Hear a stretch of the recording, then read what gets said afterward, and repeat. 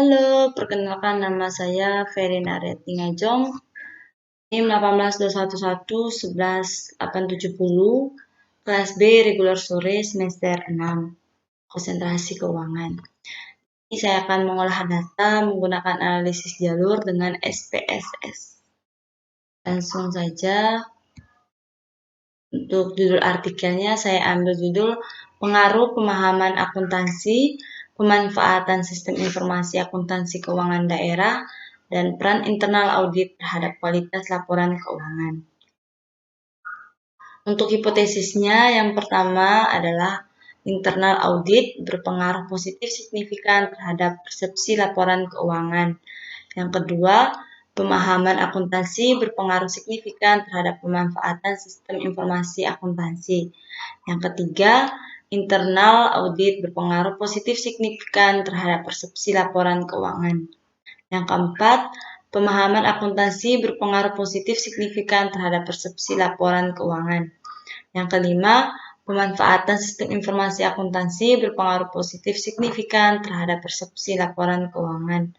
Yang keenam, internal audit berpengaruh positif signifikan terhadap persepsi laporan keuangan melalui pemanfaatan sistem informasi akuntansi. Yang terakhir, pemahaman akuntansi berpengaruh positif signifikan terhadap persepsi laporan keuangan melalui pemanfaatan sistem informasi akuntansi. Untuk variabelnya, saya di sini misalkan internal auditnya adalah X1, pemahaman akuntansinya adalah X2, pemanfaatan sistem informasi akuntansinya adalah M, dan yang terakhir, persepsi laporan keuangannya adalah Y. Untuk gambaran pemikirannya adalah sebagai berikut. Langsung saja kita buka tabel SPSS-nya. Kita kembali ke variabel view, dan datanya saya kembali ke Excel. Untuk masing-masing kuesionernya sudah saya totalkan sampai ke variabel persepsi laporan keuangan. Jadi, yang pertama, kita masukkan dulu masing-masing kuesionernya ke variabel view di tabel SPSS. Yang pertama adalah X1.1, lanjut ke X1.2, X1.3, X1.4, X1.5, total X1, langsung ke X2.1, X2.2, X2.3, X2.4, total X2. Terus M1, M2, M3, total M. Terus Y1, Y2, Y3, Y4, total Y. Terus setelah semuanya sudah terisi, kita ubah semua desimalnya jadi 0. Oke. Ubah semuanya jadi 0.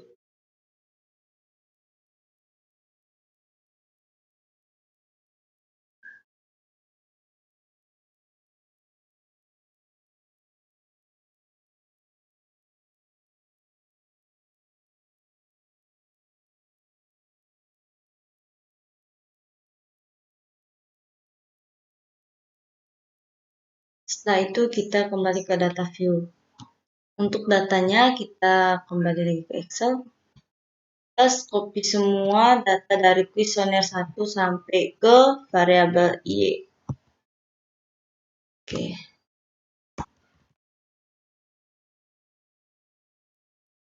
Kita copy semuanya.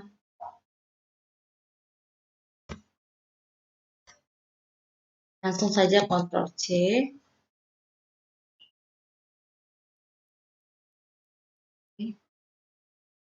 Tabel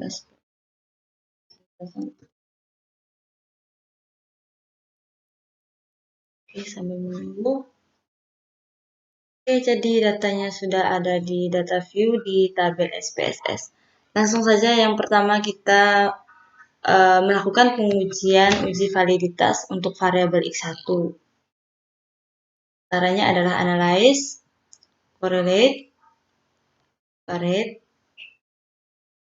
Kita copy semua kuesioner sampai ke total variabelnya. Langsung ke option. Yang di sini. Continue. Oke. Dan datanya, jawabannya sudah ada di sini.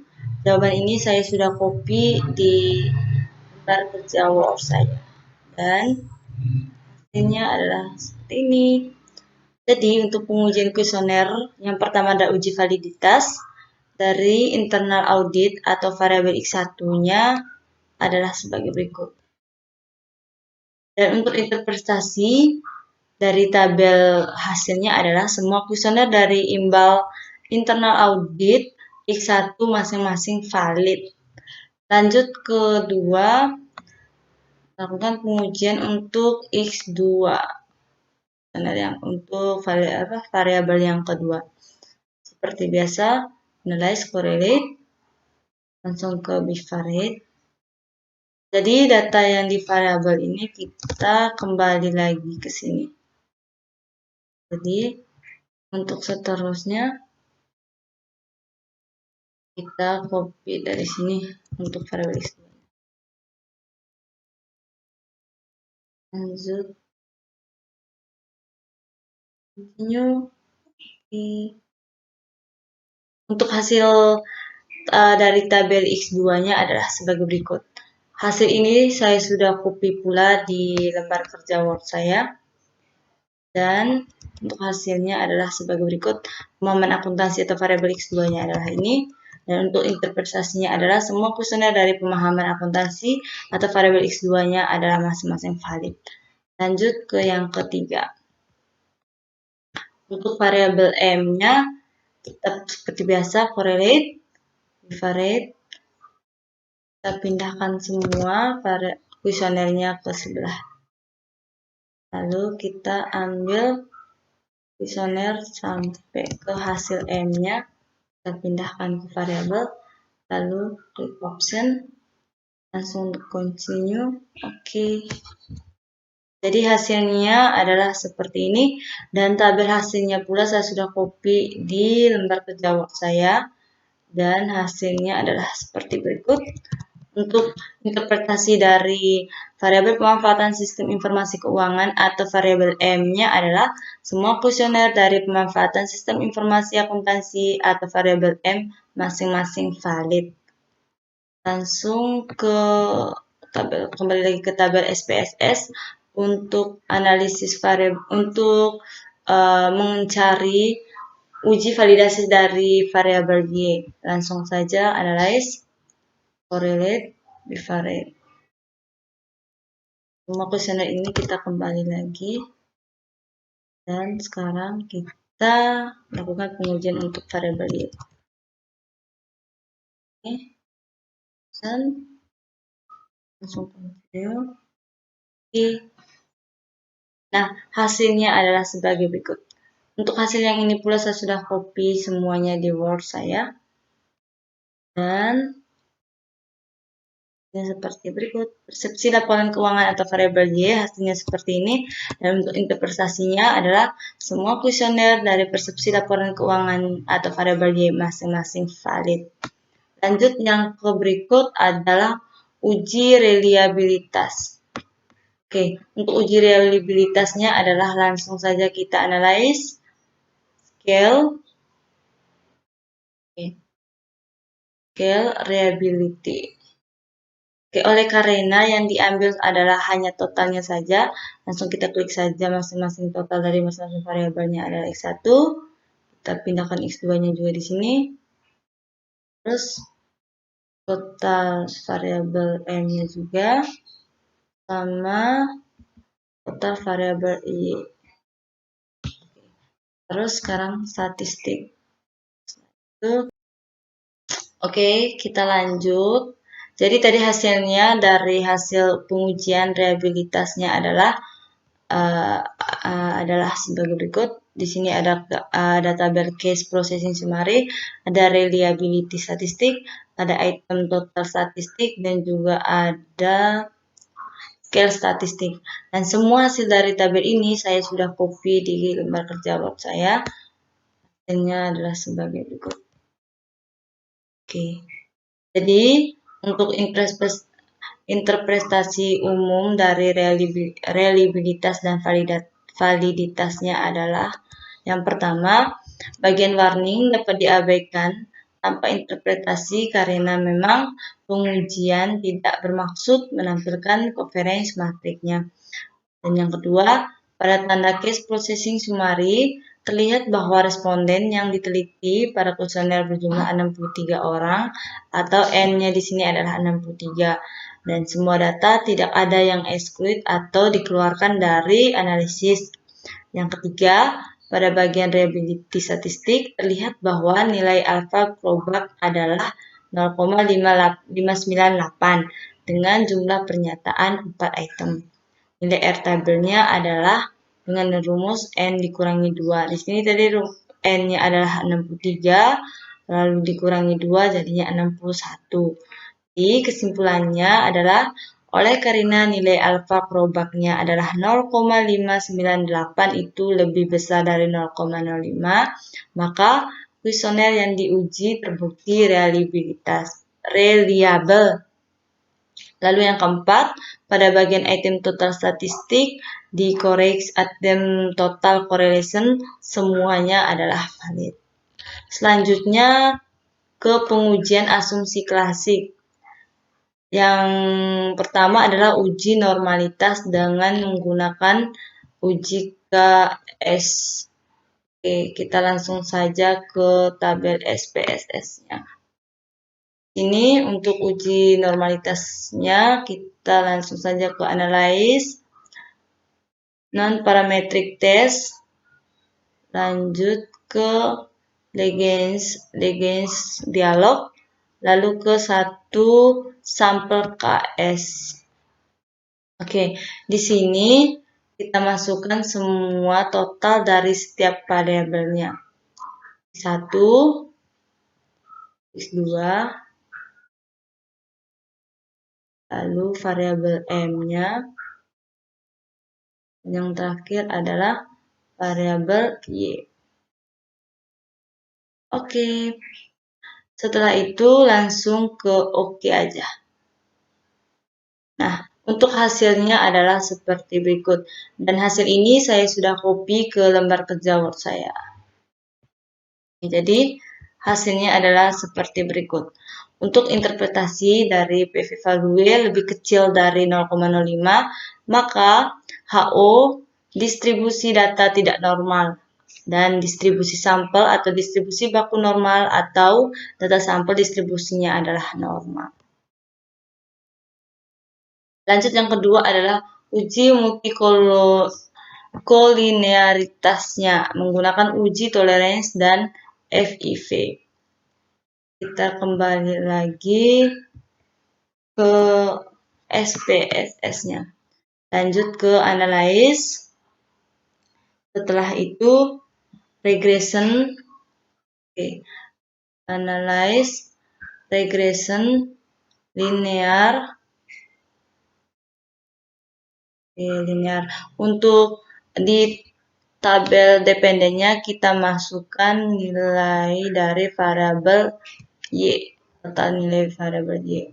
Dan untuk independennya kita masukkan total dari X1, variabel X1, variabel X2, dan juga variabel M. Setelah itu langsung saja ke statistik. Oke, kita klik statistik dan jangan lupa kita centang di covariance matrix dan juga collinearity diagnostic. Langsung ke continue, setelah itu langsung copy. Oke, jadi hasilnya adalah sebagai berikut. Oke, di sini yang kita copy hanya koefisien correlation A aja. Jadi, untuk di sini yang pertama kita copy dulu koefisien correlation A-nya dan koefisien ini saya sudah copy pula di lembar kerja Word saya. Hasilnya adalah seperti berikut dan untuk interpretasinya adalah tidak terjadi kolinearitas karena korelasi antara variabel bebas atau independen di bawah 0,90. Terus yang kedua, untuk tabel koefisiennya, tadi ini untuk tabel koefisiennya saya sudah copy, saya sudah masukkan di lembar kerja Word saya, dan hasilnya adalah sebagai berikut. Lalu, untuk interpretasinya, yang pertama adalah hasil perhitungan nilai toleran menunjukkan tidak ada variabel bebas yang memiliki nilai toleran 0,10. Terus, yang berikut 0,10 yang dimaksud adalah di sini. Misalkan yang pertama X1 di sini adalah 0,099, yang kedua 0,867, yang ketiga dari M-nya 0,001. Nah, dari setiap nilai ini hasilnya adalah lebih kecil dari 0,10. Dan yang kedua, hasil perhitungan FIV menunjukkan tidak ada variabel bebas yang memiliki nilai FIV lebih dari 0,10. Oke, terus selanjutnya kita masuk ke uji heteroskedastisitas menggunakan uji Getzer. Oke, langsung kita ke SPSS. Yang pertama, kita analyze dulu, habis itu regression linear. Oke. Yang pertama, kita masih menggunakan data yang sama di bagian dependen sama dan juga independennya. Tapi di sini kita beda, kita klik di save. Habis itu jangan lupa centang di understandardized. Habis itu langsung ke continue. Setelah itu langsung ke OK. Oke, jadi hasilnya adalah seperti ini. Kita langsung minimize saja dan buktikan bahwa untuk residunya sudah muncul. Terus kita langsung ke transform, habis itu langsung ke komputer variabel. Jadi untuk target variabelnya kita ketik ABS dan di sini juga jangan lupa kita ketik ABS buka kurung. Jadi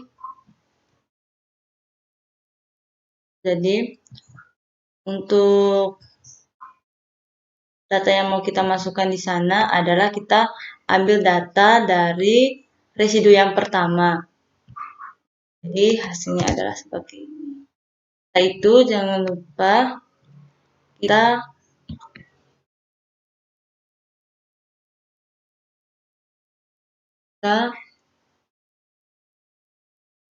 alt, setelah itu ABS. Lalu jangan lupa OK. Nah, hasilnya adalah seperti ini. Setelah itu lanjut, ini kita minimize dulu. Hasil untuk absolutnya adalah sudah ada. Sekarang kita lanjut ke analyze, regression, habis itu linear. Terus, nah di sini kita ganti, kita pindahkan. Nah, untuk nilai yang di dependen kita masukkan nilai dari ABS-nya. Sementara untuk independennya kita tetap menggunakan hasil dari X1, X2 sama M-nya. Lalu kita kembali ke save. Nah, untuk ini kita hapus dulu, lalu continue. Setelah itu OK. Nah, sekarang di sini sudah ada hasilnya. Dan kita ambil hasil yang di koefisien correlation A-nya. Terus, setelah itu kita copy dari koefisien correlation A sama dengan koefisien A-nya. Dan untuk hasilnya saya sudah copy pula di lembar kerja saya. Oke, ini dia. Jadi, oke, kita lanjut. Tadi, untuk hasil dari uji heteroskedastisitas menggunakan uji Getzer, hasilnya tadi saya ambil untuk koefisien A-nya dan di sini interpretasi pada kotak koefisien terlihat biaya X1, X2, dan M memiliki nilai signifikan kurang dari 0,05. Berarti diputuskan tidak ada indikasi heteroskedastisitasnya. Sekarang kita lanjut ke uji part dan tentukan koefisien pengaruh langsung, pengaruh tidak langsung, dan pengaruh totalnya. Sekarang yang pertama kita lakukan output regresi model 1. Sekarang kita langsung ke tabel SPSS-nya. Langsung saja analyze regresi linear. Nah, di sini sebelumnya kita pindahkan dulu ABS-nya ke tempat semula, lalu M-nya pula kita pindahkan, lalu M-nya ini kita masukkan ke dependen. Sementara untuk independennya, kita tetap masukkan nilai dari X1 dan juga X2. Setelah semuanya sudah dimasukkan, kita langsung OK aja. Jadi, di sini hasilnya sudah ada. Untuk korelasinya sudah ada, koefisien. Jadi, untuk hasil dari koefisien A-nya kita copy. Dan tadi untuk hasilnya saya sudah copy di lembar kerja Word saya. Jadi yang kita copy adalah model sumari koefisiennya. Sekarang lanjut ke output regresi model yang kedua. Sekarang dengan cara yang sama analyze regresi linear. Tapi di sini beda. Untuk dependennya kita masukkan nilai dari Y.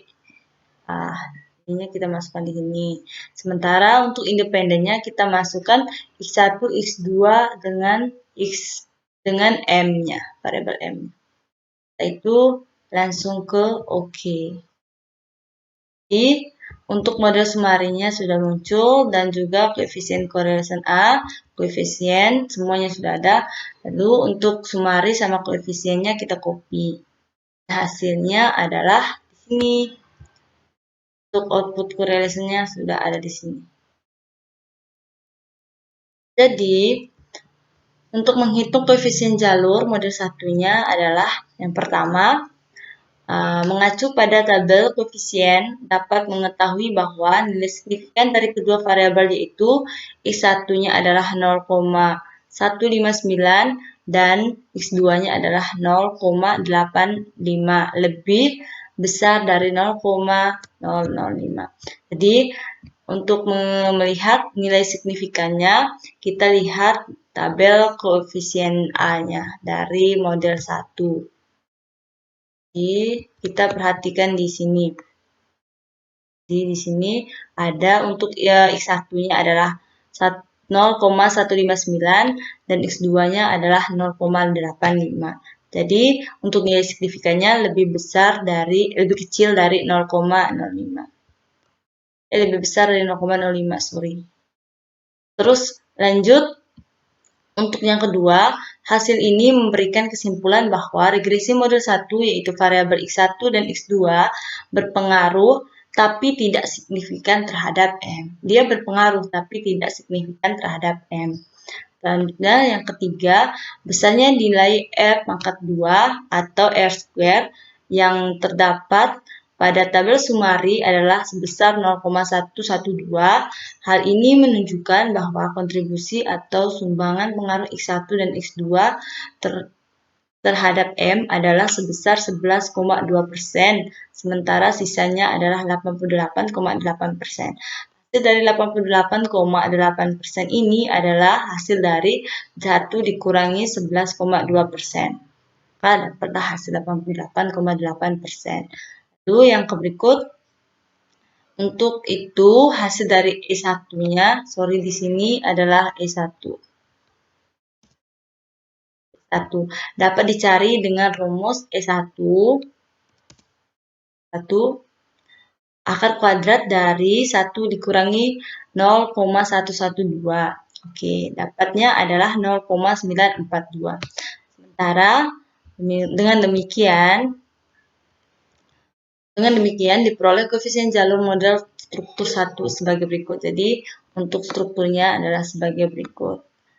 Lalu untuk menghitung koefisien jalur model 2-nya adalah yang pertama, signifikan dari ketiga variabel yaitu X1, X2, dan M adalah masing-masing 0,99, 0,867, dan juga 0,001. Oleh karena signifikan X1, X2 lebih besar dari 0,05, maka hasil ini memberikan kesimpulan bahwa regresi model 2 yaitu variabel X1 dan X2 dan M berpengaruh tapi tidak signifikan terhadap Y. Oke, lanjut yang ketiga, besarnya nilai R square yang terdapat pada tabel Sumari adalah sebesar 0,254. Hal ini menunjukkan bahwa kontribusi atau sumbangan pengaruh X1, X2, dan X3 terhadap Y adalah sebesar 25,4%, sementara sisanya adalah 74,6%. Jadi 74,6% ini didapat dari 1 dikurangi 25,4%. Sementara untuk nilai E2 dapat dicari dengan rumus E2 sama dengan akar kuadrat dari 1 dikurangi 0,254. Hasilnya adalah 0,863. Dengan demikian, diperoleh koefisien jalur model struktur 2-nya adalah sebagai berikut. Lanjut ke tahap uji hipotesis dan pembuatan kesimpulan.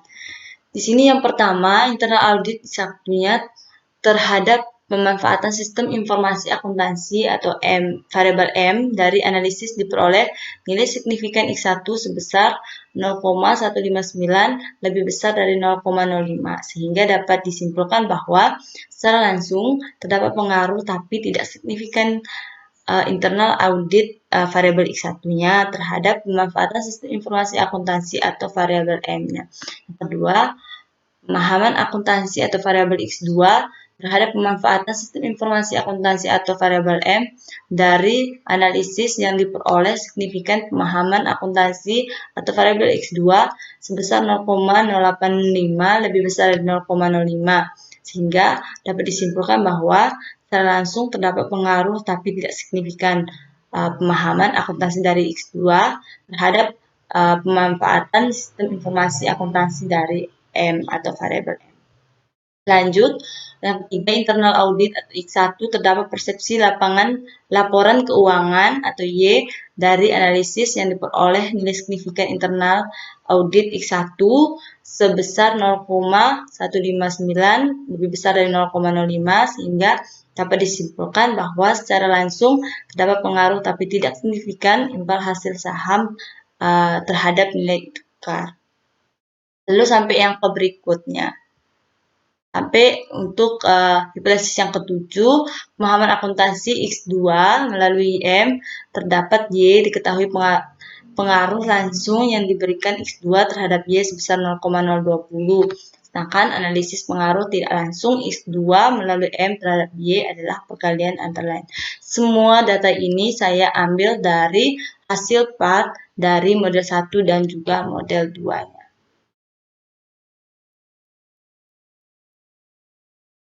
Oke, kita lanjut ke uji sobat. Pertama, kita klik dulu linknya untuk membuka kalkulator.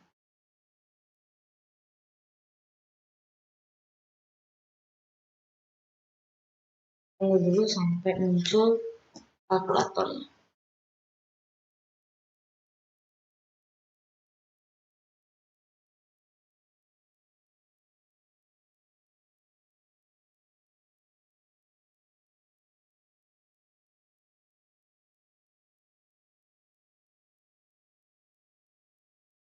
Oke.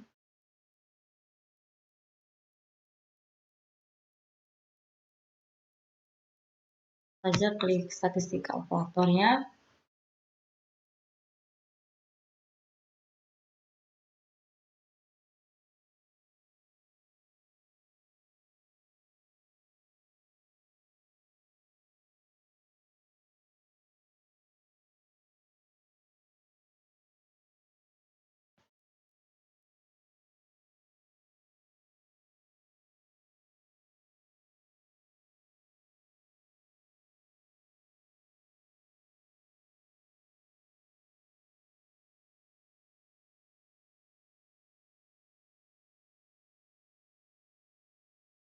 Oke, sekarang klik mediation model.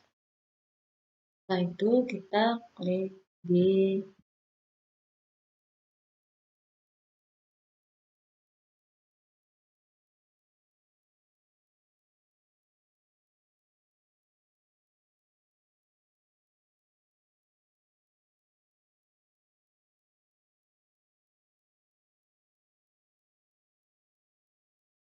Oke, jadi munculnya seperti ini. Sekarang kita masukkan angka kita.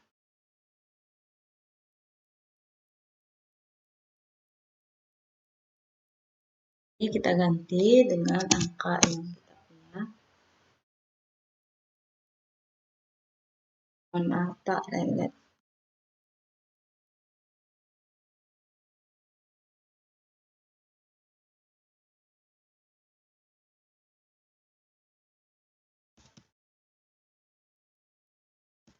Kita ganti. Sekarang kita ambil angka kita dari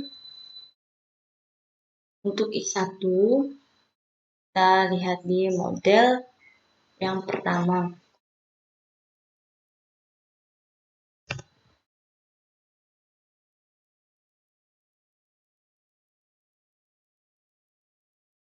Oke. Ini X1-nya adalah 0,94 dan juga untuk CIA-nya adalah 0,66. Sementara nanti untuk X1 di model yang kedua di sini adalah 0, di variabel M-nya adalah 0,518 dan juga untuk SIB-nya adalah 0,147. Sekarang kita masukkan angkanya di kalkulator yang tadi. Sekarang yang pertama 0,094. Sekarang yang kedua adalah 0,518. Sekarang yang di sini ketiga adalah 0,066. Dan yang terakhir adalah 0,147. Nah, sudah selesai, tinggal kita kalkulator.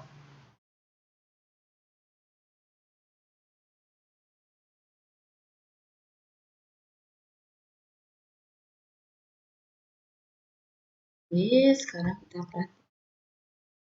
Muncul hasilnya adalah seperti ini.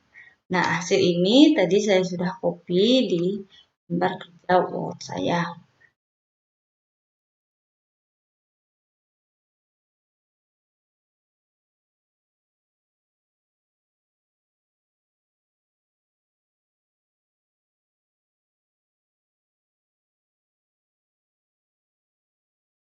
Mohon maaf Pak, sedikit lelet kursor.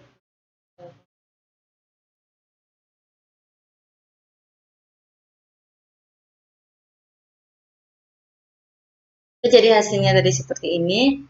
Tadi saya sudah copy di lembar kerja saya.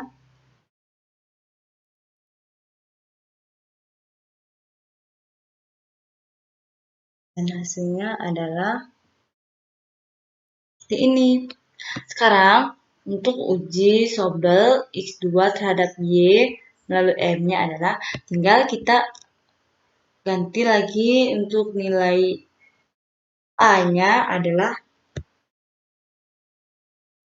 kita perhatikan lagi di tabel yang pertama. Oke, ini ada 0,181 di model pertama dan juga untuk A-nya adalah 1,03. Sementara untuk di B-nya kita masukkan tetap 0,518 dan juga di sheet B-nya adalah 0,147. Untuk B dan juga sheet B-nya tidak perlu diganti karena angkanya tetap. Tinggal kita buka lagi kalkulator yang tadi.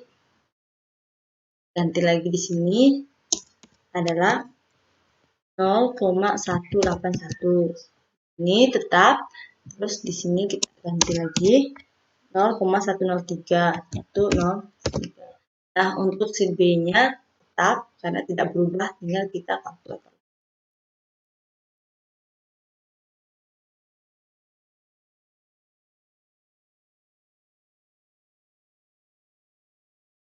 Oke, jadi muncul hasilnya seperti ini.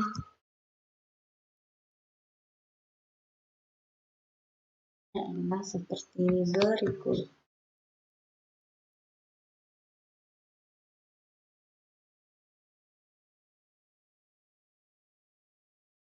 Dan hasil ini tadi saya sudah copy di lembar kerja Word saya.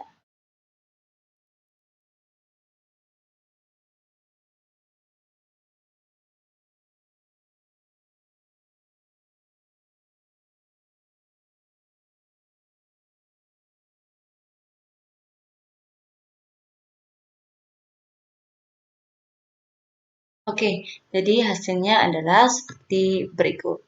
Untuk uji soal 1 dan uji soal 2-nya. Jadi, terima kasih sudah menonton Pak hasil kerja saya. Semoga hasilnya memuaskan Pak. Saya dapat nilai plus dari Pak.